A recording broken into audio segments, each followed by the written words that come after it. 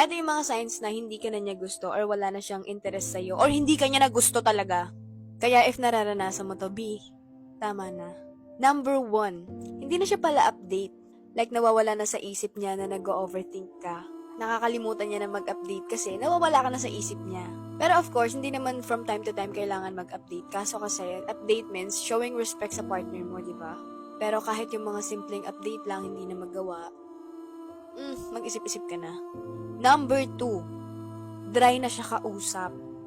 Yung tipo ikaw lagi nag-i-initiate ng topic, ikaw lagi nagsistart ng convo, tapos siya sobrang dry kausap, mararamdaman mo talagang hindi siya interesado sa mga sinasabi mo. Like, hindi na siya nagpe-pay attention pag nagsasalita ka. Number 3, ito yung pinaka-importante sa akin, yung effort. Kapag hindi na nag-e-effort yung tao sa'yo, hindi ka na gusto, hindi na interesado. Kasi ako naniniwala ako na makikita mo kung gaano ka kagusto ng tao, the way siya mag-effort.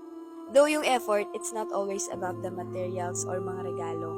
I'm talking about yung mga oras na willing niyang ilaan para sa'yo. That's effort. Yung effort na pupuntahan ka niya, makita ka lang, makausap ka lang, masuyo ka lang, or makasama ka lang, that's effort. Yung effort na pasayahin ka, yung effort na gagawin lahat, wag ka lang mawala.